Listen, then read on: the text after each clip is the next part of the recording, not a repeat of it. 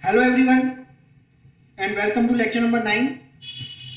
In the last lecture we have studied about the last topic was the closure domains, a very small topic, and in the last lecture we have discussed all about hysteresis curve with respect to the domain separation, right? We have studied hysteresis curve with respect to domains, and we have studied closure domains, right? We have studied about the closure domains, right? Now in today's topic we will see the Bloch wall. We will see the Bloch wall. Now first of all let us understand that what is Bloch wall.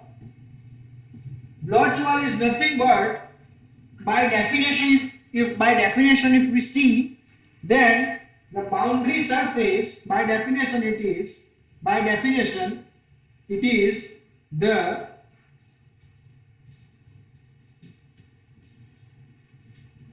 boundary surface between two domains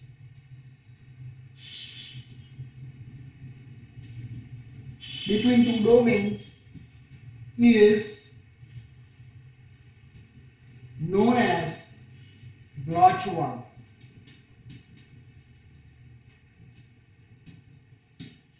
You can also pronounce it as block wall or Bloch wall.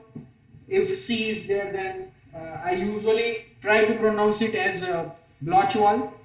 It can be pronounced as block wall. Now what does it mean? What does this mean?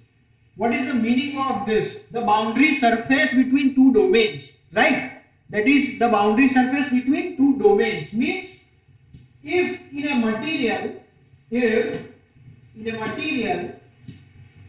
we have some domains, right?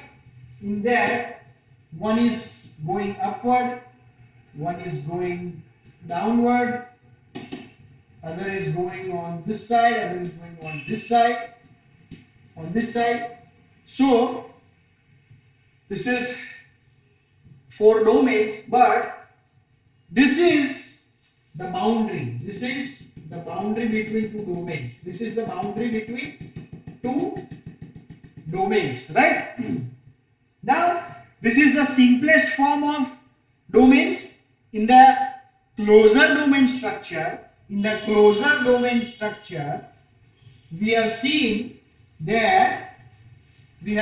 a complex structure like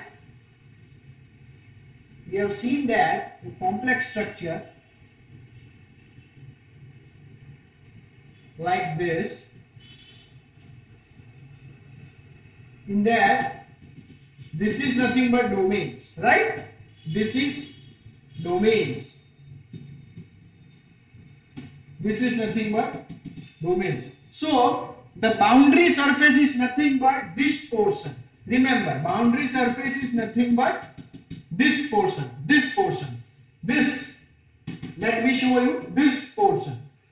Boundary surface means this portion. If you see, the angle between this magnetic domain moment and this moment is 180 degree, right? It's totally 180 degree.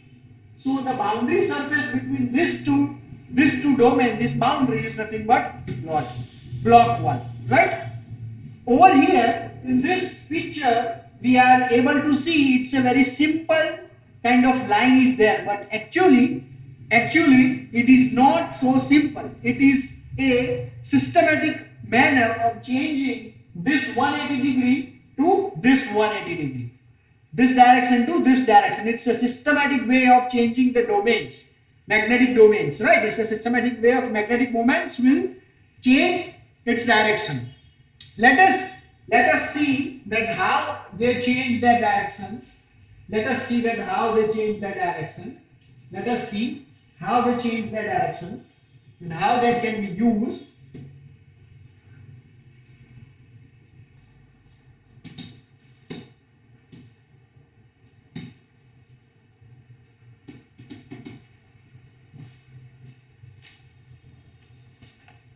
Now, if we take the closer picture, of this part of this line, then it will be something like, let us see a closer picture of it. Let us see a closer picture of it. Then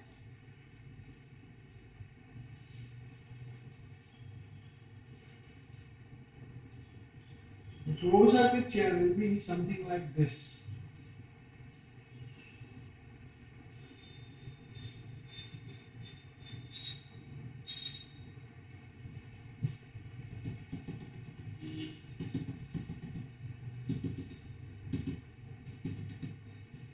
Right?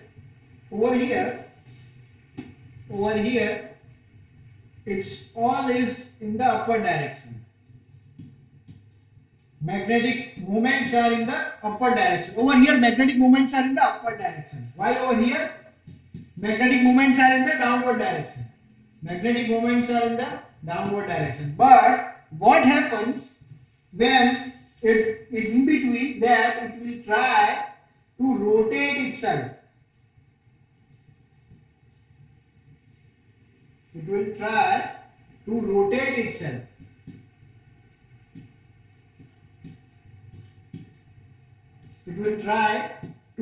itself. Now, what is happening is, these magnetic moments are trying to rotating themselves 180 degree.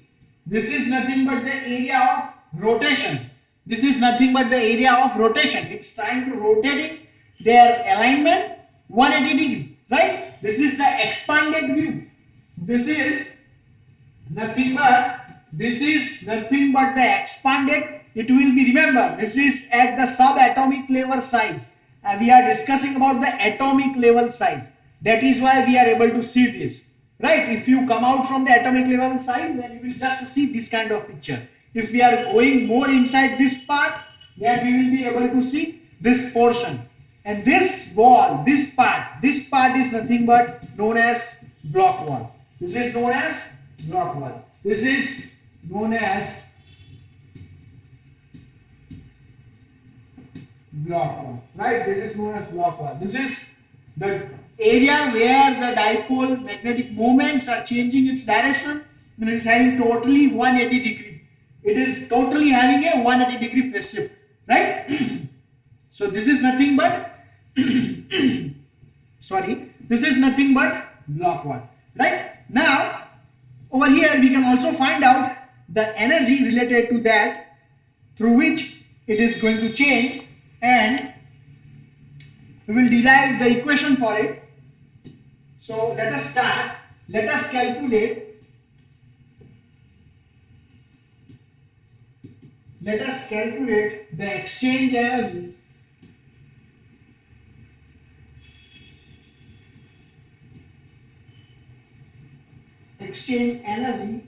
change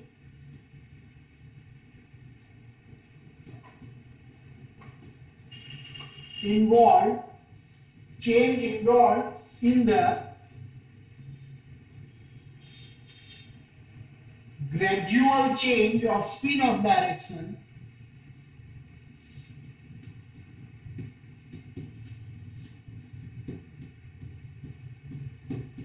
means that is not going to change abruptly, right? The magnetic moment direction is not going to change abruptly. It is going to change atom by atom. It's going to have change in its value of theta, and then it will have a 180 degree phase shift, right? Between the boundaries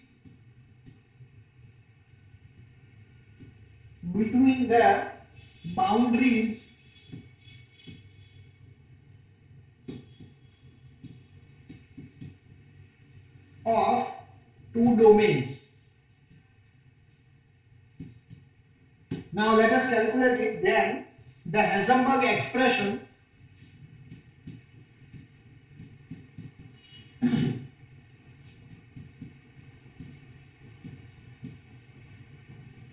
Heisenberg expression for exchange energy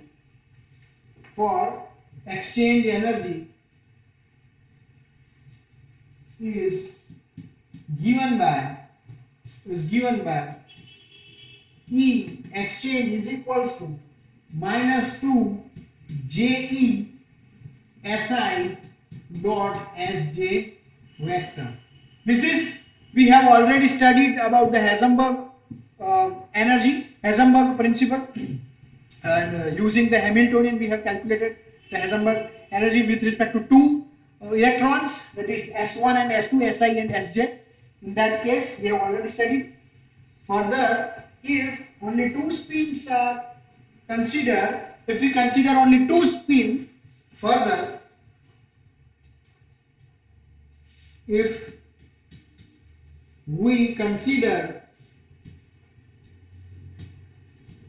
only two spins,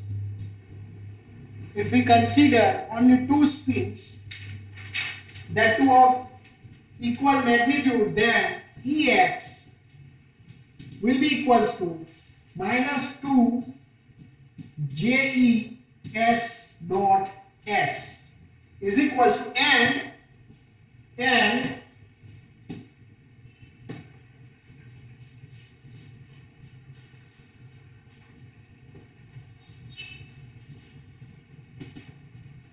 if two spins are having,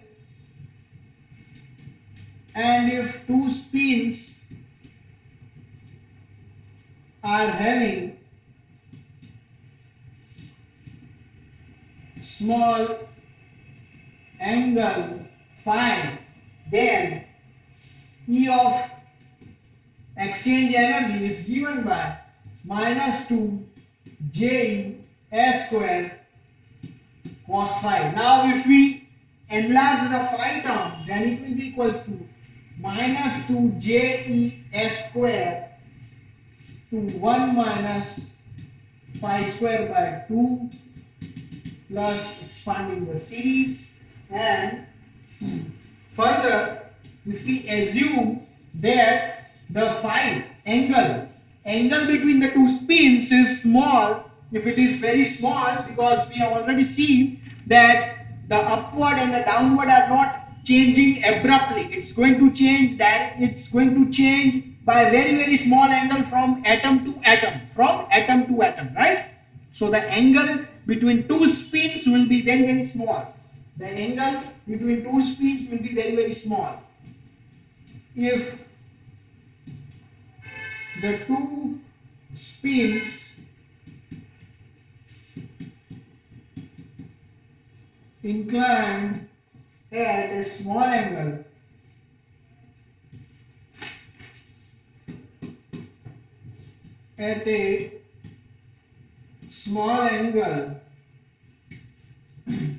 then small angle phi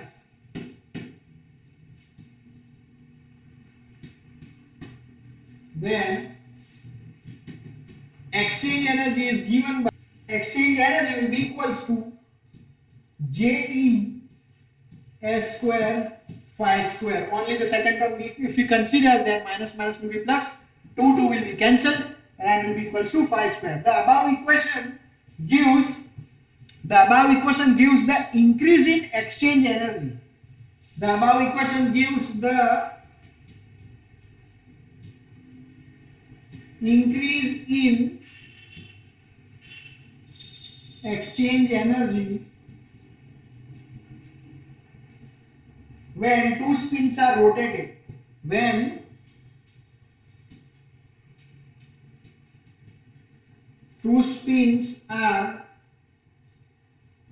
rotated, the above equation gives the increase in the exchange energy when two spins are rotated from exact parallelism to match some angle. From exact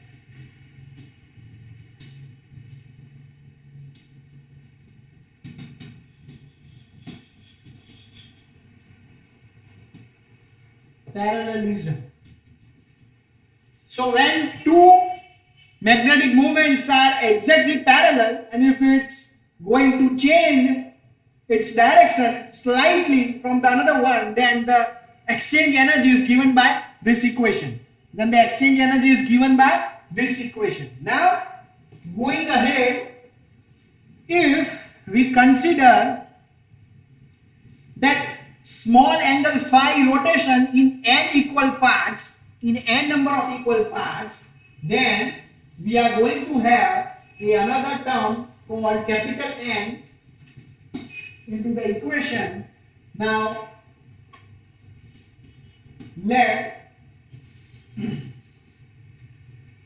let the change in phi occurs in n equal parts. N equal parts, then we have to consider this phi. This phi will be considered as phi by n because it is having n number of equal parts. So E of exchange is given by Je s square phi by n whole square. Phi by n whole square, right? Now for the above case we have considered it for two parallel spin, but if we consider for n number of atoms, n number of spins will be there,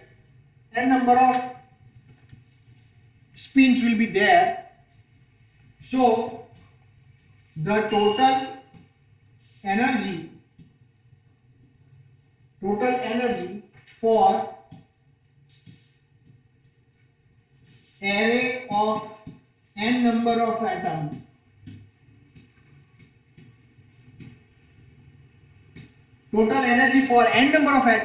will be given by exchange energy is equals to s square phi square divided by n. The whole term is divided by n because again if it is n number of atom, then n will be multiplied over here. So one n and one n will be cancelled. Another n by square is there, so it will be n, right? It will be n.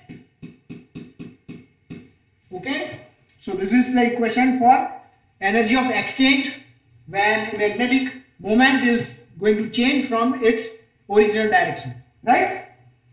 Now let us roughly calculate the thickness of the Bloch wall between the exchange energy and considering the exchange energy and anisotropic energy. Now the energy E per unit area will consider,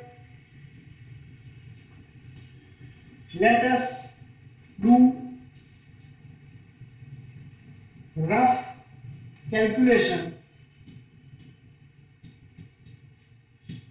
of Bloch wall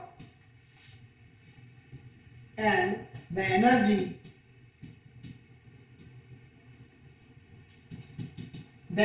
E per unit area,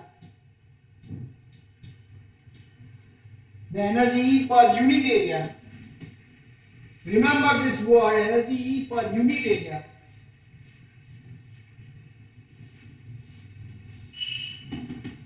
Energy E per unit area of domain wall is sum of exchange energy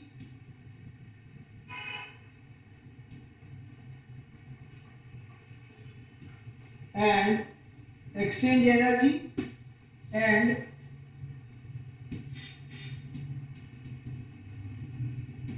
anisotropic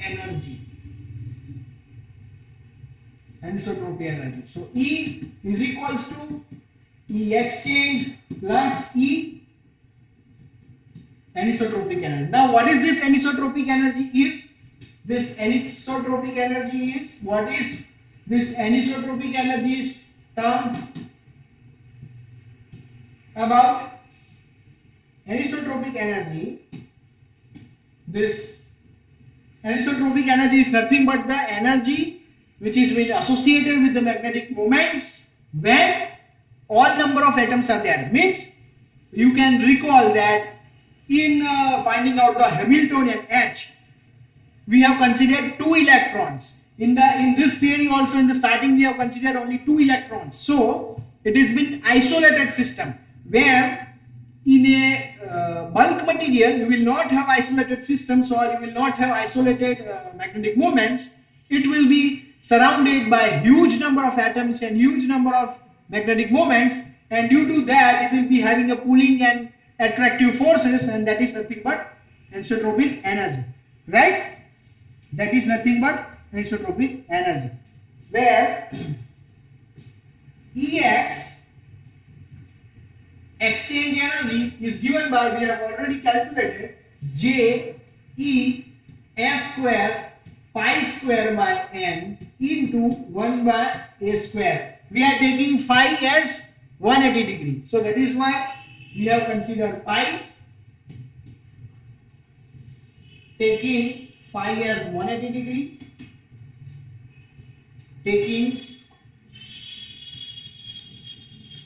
phi is equals to pi, and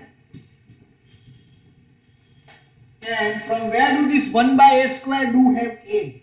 1 by a square is nothing but the number of lines, the above equation is multiplied by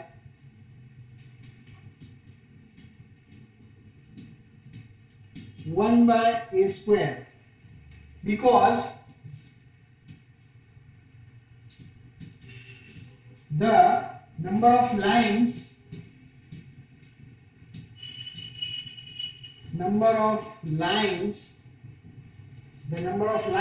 between, and above equation, for the above equation we have multiplied by 1 by a square, because the number of lines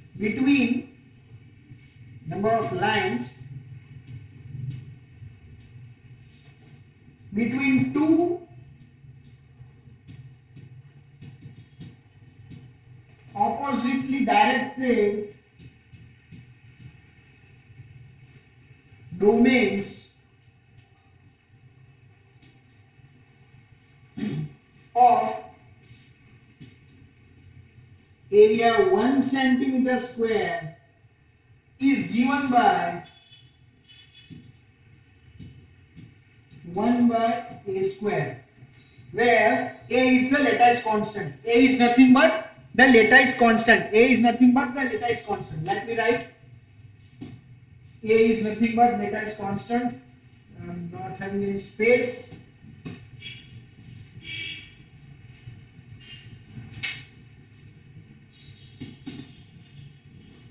A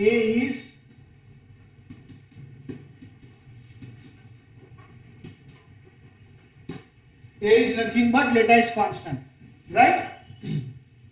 And the anisotropic energy and the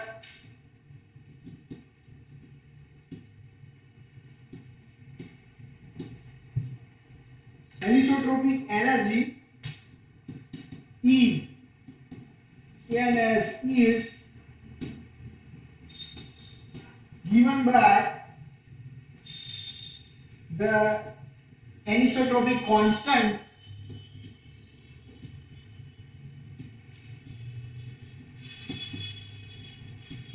K times anisotropic constants K times the volume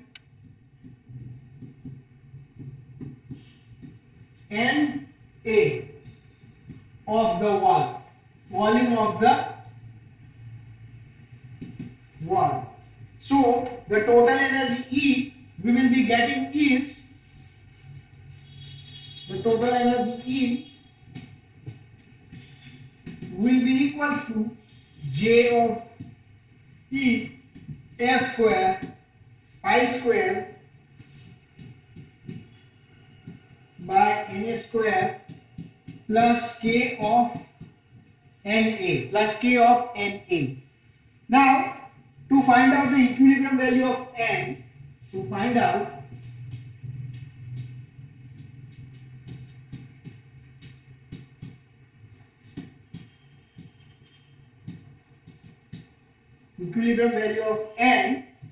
we will take, I think this will not be visible, dE by d of N equals to 0, and it will be, we will take d by dN equals to 0, will differentiate it, and further it will be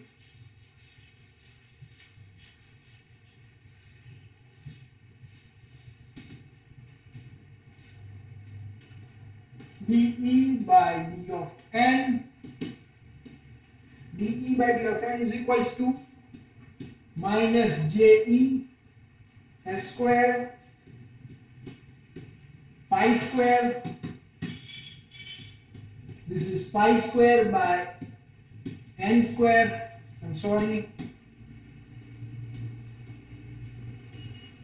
pi square by N square cross 1 by A square plus Ka will be equals to 0. So from here we will get the value of N will be equals to JE S square pi square divided by K of A cube whole raised to 1 by 2. So this is nothing but the value of N. This is 0. This is nothing but the value of N, right? So from N you can calculate the thickness of the block wall, and you can also find out the total energy per unit area by substituting this value. So this is the value of N, and using the value of N you can find out the thickness of the block wall, and you can also have the total energy equation using this N value can be substituted in the total energy, where E is nothing but will be the summation of E of exchange energy plus anisotropic energy, right? So this is all about the derivations and explanation of all about discussion about the block wall, right? Okay, thank you.